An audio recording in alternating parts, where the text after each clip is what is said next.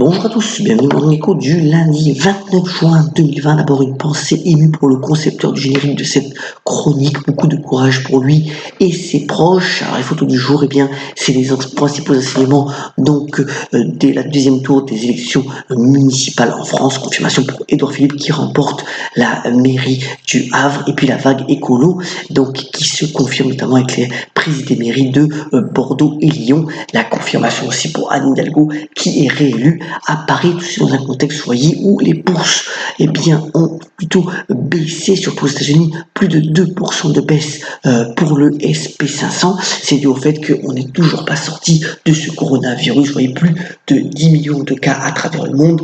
On déplore malheureusement près de 500 000 décès et certaines villes ou quartiers sont obligés de reconfiner. Vous voyez donc que le MSCI World a perdu donc 1,65% et retrouve une tendance plutôt à la consolidation. Alors quand on regarde au point de vue de valorisation, notamment c'est le graphique de gauche où on s'aperçoit une nouvelle fois que les marchés européens restent quand même beaucoup moins chers que leurs homologues américains. C'est quand même un point peut-être de soutien pour ces marchés actions européens. Vous voyez que le CAC 40, on est à 4909 points à la clôture de vendredi. On est passé brièvement la barre des 5000 points à plusieurs reprises ces dernières semaines. Mais voilà, ça va dépendre bien entendu de l'élan de la reprise économique face à ce coronavirus. Vous voyez que notamment les lieux de loisirs, de tourisme sont de plus en plus fréquentés de nouveau, comme on compte l'Afrique, le graphique de gauche, mais on est encore loin du compte, notamment quand on regarde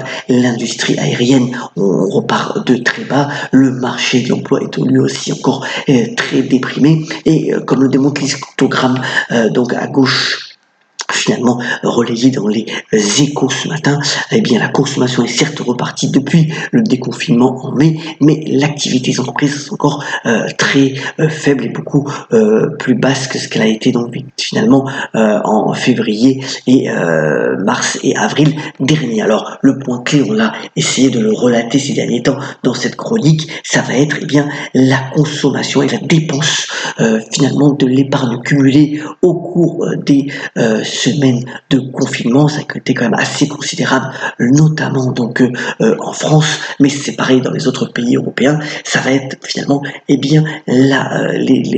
l'épargne consommée qui va fortifier la consommation et les reprises de dépenses d'investissement de la part des entreprises qui permettra de finalement pérenniser ou pas cette reprise économique que l'on vit actuellement.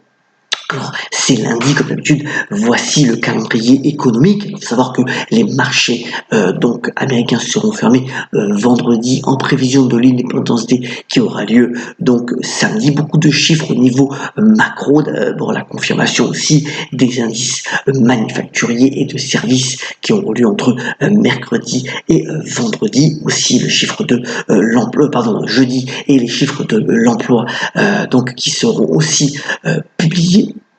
Alors que dans le même temps, au niveau de l'activité d'entreprise, vous voyez que c'est beaucoup plus faible. On arrive véritablement à la fin du trimestre. C'est normal qu'il y ait moins d'entreprises qui publient. Alors, actualité d'entreprise d'abord.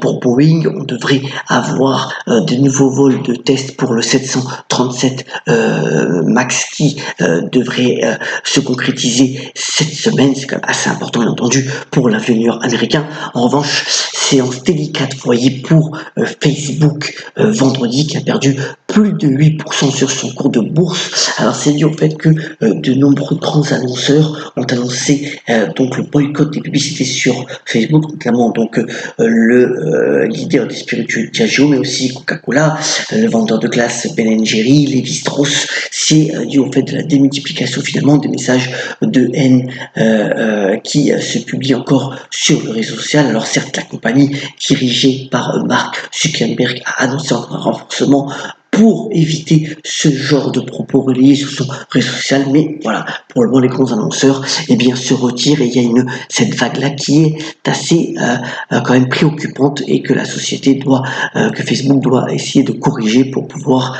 limiter cet exode.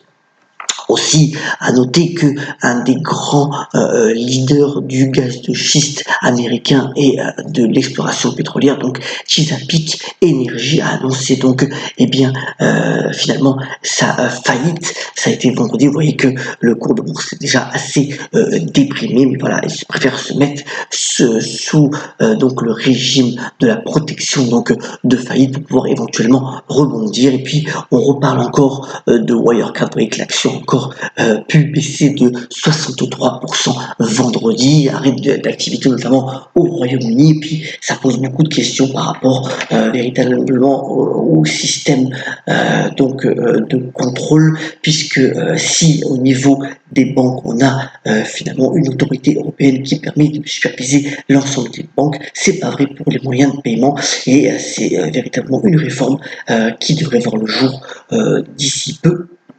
En tout cas, c'est quand même assez nécessaire pour éviter ce genre de scandale. Alors, belle prise pour Bouygues Télécom dans le secteur des télécoms, puisque finalement, eh bien, la filiale dirigée de Bouygues Télécom va mettre la main sur Euro Information Telecom. Alors, ce sont en fait les réseaux mobiles virtuels qui concernent CIC Mobile, Auchan Télécom, Énergie Mobile, mais aussi le Crédit Mutuel et Cdiscount Mobile. C'est plus de 2 millions de clients. Alors, c'est un chèque finalement de 530 millions d'euros qu'a donc signé Bouygues Télécom, avec aussi une partie variable sur la performance de ce réseau. C'était quand même le 5e réseau télécom français. Et donc, ça a été une lutte âpre avec Free. Voilà, donc c'est quand même une belle prise pour la filiale télécom du groupe dirigée par Martin Bouygues, qu'il fallait souligner ce matin. Aussi pour Danone, alors la semaine dernière, eh bien, véritablement le groupe agroalimentaire français s'est doté de sa mission qui est véritablement d'apporter la santé, de contribuer à la santé par l'alimentation. Il va y avoir même un groupe d'experts indépendants qui sera nommé, qui a été nommé et qui, année après année, eh bien, verra si cette mission est bien remplie. Vous voyez que sur ces entreprises, eh bien, l'action Danone a gagné 0,16%. Mais voilà, c'est la première entreprise du CAC 40 qui s'est donné cette mission et c'est quand même assez intéressant là aussi de le souligner. Alors, ciao maestro, après 51 ans de bon service, Frédéric Lodéon, qui a été quand même la voix sur France Musique de la musique classique, si un musicien tire sa révérence, quand même c'est un demi-siècle de carrière, il convient de le souligner, comme ça sera le cas l'année prochaine pour un autre registre de musique pour George Lang, qui lui continue d'officier donc sur RTL à travers notamment ses nocturnes.